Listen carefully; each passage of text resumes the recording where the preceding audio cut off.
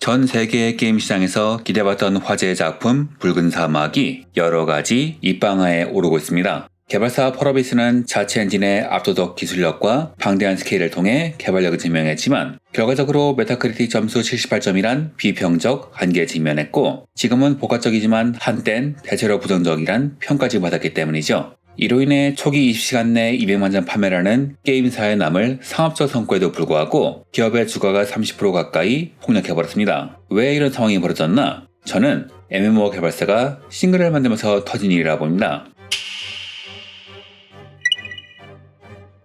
한때 게임 회사에서 콘솔 개발은 그야말로 금기였지요. 페이투윈 모델의 수익성이 높은 시장 상황, 한국 게임사가 수익성 높은 장르로만 포트폴리오를 짜다 보니 콘솔 유저를 공략하는 선택지는 없었던 겁니다. 하지만 유저들이 확률형 아이템과 과도한 과금을 유도하는 게임에 부정적인 반응을 보이고 새로운 게임 세대는 아예 이런 게임을 외면하다 보니 여러 게임사들은 페이투윈 방식에서 벗어나 게임성 자체로 승부하는 프리미엄 콘솔 시장으로 포트폴리오를 넓혀가고 있지요. 즉 그나마 게임에 남아있는 유저를 공략하겠다는 건데 다행히 훌륭한 퀄리티의 콘솔 게임이 국내 개발사에서 발매되기 시작하면서 확실한 고객을 공략하는 전략이 제대로 먹혔죠. 이런 흐름을 타고 펄어비스는 지금까지 국내 회사들이 도전하지 않았던 싱글 플레이어 기반 AAA 오픈월드 시장을 노린 겁니다. 왜 도전하지 않았냐? 당연히 돈 때문이죠. 붉은 사막은 7년의 개발기간이 투입된 대작으로 개발비는 약 1,500억에서 2,000억 정도로 추정됩니다. 이는 추정 손익분기점이 최소 300만 장 내외라는 엄청난 수치. 그래서 성공 여부가 문제시되었지만 결과적으로 발매 하루 만에 200만 장이 팔리면서 300만 위시리스트에 담기면서 이게 기호로 그치나 싶더니 막상 일반 유저들의 리뷰가 공개되면서 파장이 커진 겁니다. 이로 인해 판매 추이가 정체되고 환불을 하는 사람들도 생겨나고 있지요. 뭐가 이유일까요? 붉은 사막은 참 희한한 작품입니다. 왜냐면 지금까지 한국 개발사가 비판받던 기술력이 아닌 다른 부분이 비판받기 때문이죠. 우선 기술력은 호불호입니다. PC에서는 훌륭하지만 플레이스테이션 5 노멀에선 불안하다. 전 이 정도면 괜찮다고 보지만요. 한국 유저들이 한국 콘솔 게임을 기대하지 않던 이유는 그동안 발매된 국내 콘솔 게임들의 수준이 별로 좋지 않았기 때문이죠. 이는 당시 콘솔 하드웨어의 아키텍처가 복잡했기 때문인데 최근 발매된 하드웨어의 경우에는 PC와 매우 유사한 범용성 높은 아키텍처를 사용합니다. 과거처럼 해당 콘솔만을 위한 전용 저수준 언어를 익힐 필요가 없으므로 PC용 게임을 만들던 개발자가 만들기 쉬워진 것이고 붉은 사막은 이런 상황의 기술적 성취를 잘 보여주지요. 문제는 다른 데 있습니다. 이 게임이 받은 메타크리틱 78점은 수작과 평작의 경계선에 걸친 점수지요. 이는 발매 후 급락한 점수이기도 한데요. 대체 이유가 뭘까요? 가장 많이 비판받는 것은 조작법입니다. 이 게임은 지금까지 싱글 오픈월드 게임이 거의 보여주지 않은 정말 독특한 조작법을 취하고 있습니다. 단일 버튼 조작보다는 여러 키를 조합한 콤보키가 많기 때문이죠. 물론 여태까지 게임에서 콤보키가 없던 것은 아닌데 문제는 기존 게임 문법에 없던 조작법이기 때문에 유저가 익숙해지는데 상당한 시간이 걸리는 겁니다. 게다가 게임의 튜토리얼 자체도 불친절하므로 조작을 익히는 것이 쉬운 일이 아니죠. 문제는 튜토리얼, 아니 게임을 진행하기 위한 교두보가 없다는 데서 발생합니다. 왜 배우기 어려운 조작법을 도입했을까요? 붉은 사막과 같은 장르의 게임들이 거의 비슷한 조작법을 취하는 이유는 유저가 세계관에 빨리 들어오게 하기 위해서입니다. 스팀 등에서 환불의 기준이 되는 것은 플레이 2시간 이내. 그래서 요즘 게임들은 2시간 내에 유저를 몰입시키기 위해서 도입부를 짧게 만들거나 해시 이벤트를 바로 삽입하지요. 계속 흥미거리를 주면서 유저들을 잡아두는 방식. 이것이 일반적인 싱글 플레이 게임의 문법입니다. 하지만 이 게임은 어지간한 게임은 다 해본 저도 헤맬 정도로 손이 저리고 꼬일 정도의 조작을 자랑하죠. 그리고 이를 익힐 튜토리얼격 이벤트가 따로 없습니다. 그래서 이 게임은 유저가 세계관에 오래 머무를 마음을 먹고 코어 조작을 스스로 익혀 노력해야 비로소 재미를 느낄 수가 있죠. 문제는 최근 유저들은 정말 바쁘기 때문에 흥미를 느끼지 못하면 바로 포기하는 경우가 많습니다. 문제는 이 게임의 손익분기점이 최저 300만 장이란 겁니다. 보통 이 판매량은 대중적인 장르로 넓은 타겟층을 공략해야 겨우 달성 가능한 수치인데 이 게임은 대중성은커녕 오히려 문턱을 확 높여버린 것이죠. 물론 이런 반응도 있을 겁니다. 데몬즈 소울은 퍼블리셔도 흥행을 포기했지만 지금은 하나의 장르를 만들 정도로 흥하지 않았느냐? 그건 맞는 말인데요. 하지만 데모즈 소울은 기획 당시 산에서 외면받으며 소박한 판매 목표를 설정했을 정도로 처음부터 어려운 게임에 도전하는 것을 좋아하는 코어 유저만을 노린 게임입니다. 이외에도 하나의 특이한 장르, 컨셉으로 성공한 게임은 처음 당시에는 소규모 시장을 노리고 만들어졌어요. 반면 AAA 게임은 많은 유저를 확보해야 하기 때문에 반드시 탈출을 만듭니다. 몬스터헌터 시리즈의 경우에는 초기 시리즈의 판매가 불안하자 친화적인 튜토리얼을 도입하면서 유저를 구제했고, 엘든링 같은 경우에는 거대한 장벽이 있지만 막히면 다른 데 가면 된다는 탈출을 놔줌으로써 세상을 계속 탐험하게 만들었죠. 하지만 이 게임은 대중을 잡아들기 위한 이런 포석이 전혀 보이지 않습니다. 그럼 이들은 왜 이런 게임을 만든 것일까요? 제가 내린 결론은 MMORPG 제작사가 싱글 게임을 만들었기 때문입니다. 즉 제품의 미스 타겟팅이라 할 수 있는 거죠.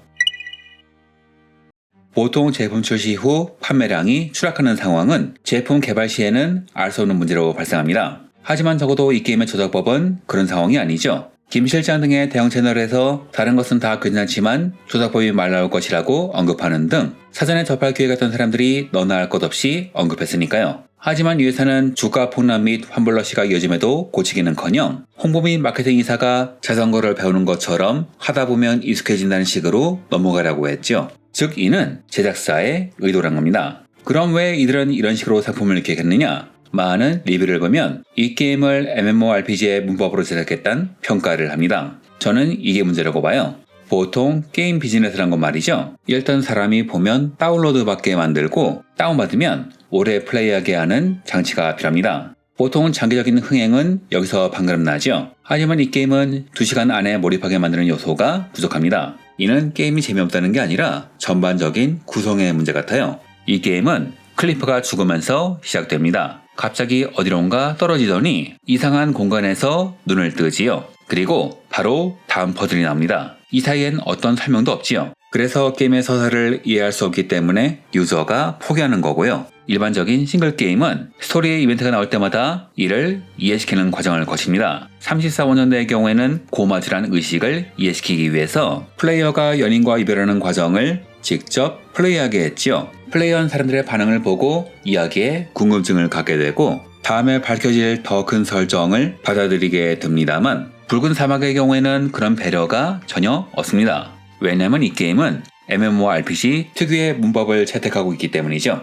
싱글 콘솔 게임이 단계적으로 유저를 몰입시켜서 환불 타이밍을 늦추는 것이 중요하다면 MMO는 상호작용을 통해 플레이어의 체류 시간을 늘리는 것이 중요합니다. MMO의 기원은 1980년대 초반 텍스트 기반의 MUD 게임에서 시작되었습니다. 이후 울티마, 바람의 나라가 90년대 중후반에 여기에 그래픽을 입히기 시작했죠. 즉 MMO라는 것은 텍스트로 사람들과 대화를 나누는 게임이라는 겁니다. 다른 유저와 대화하며 체류 시간이 늘어나고 이 대화가 모이면서 하나의 세계관이 완성되지요. 그래서 플레이어는 주인공이 아닌 세계관의 사용자 중 하나이고 콘텐츠의 절반은 유통, 정치, 그리고 뒷거래 등으로 이어지며 기본적인 것은 사람을 만나는 데서 이루어지죠. 이 사람들과의 만남에서 이야기가 만들어지는 것이 MMO의 핵심입니다. 그리고 여기서 일어나는 서브 이벤트는 사람을 만나기 위한 체류 과정에서 동시 접속 시간을 늘리기 위해서 만들어진 것에 불과하죠. 그래서 불친절한 내비게이션, 제한적인 빠른 이동, 지나치게 복잡한 제작제로 수집 등으로 유저를 불편하게 만들어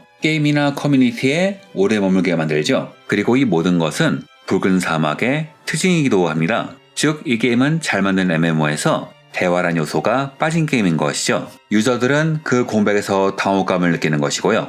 MMORPG의 문법을 도입한 싱글 게임, 이건 제가 한 말이 아니라 여러 리뷰가 공통적으로 담고 있는 특징이기도 합니다. 실제로 많은 리뷰가 밀도 높은 서사와 몰입감이 중요한 싱글 게임에서 동서남북 퀘스트가 남발된다는 언급을 합니다. 이런 관점에서 보면 이상한 조작감도 같은 맥락일지도 모르겠습니다. MMO에서 오랜 시간 동안 익히는 복잡한 조작은 어찌 보면 당연한 공식이니까요. 하지만 싱글 게임에선 전혀 당연하지 않습니다. 물론 최근엔 게임을 할 시간이 없는 플레이어를 위해서 싱글 플레이 게임의 성격을 도입하는 MMO가 늘어나니 그것을 따라갔다고 볼 수도 있지만 이 게임에서 와우처럼 싱글 플레이의 문법을 도입하는 흔적은 그다지 보이지 않으므로 단순히 MMO의 문법을 옮긴 것에 더 가깝다고 봅니다.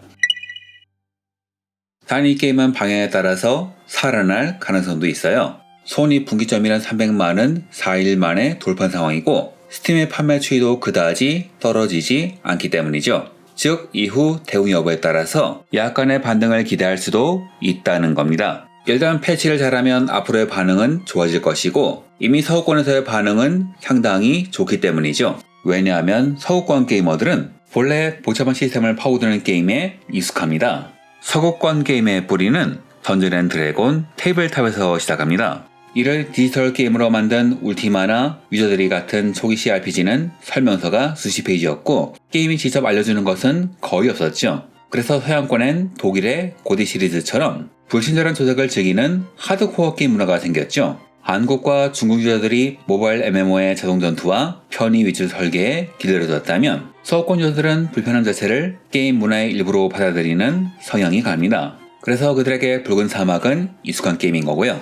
그럼 서양권만 믿고 가면 되느냐? 아니죠. 어떤 게임사든 도메스틱 시장은 중요합니다. 국내 시장에서 인정받아야 주가나 투자 면에서 긍정적인 효과가 나오니까요.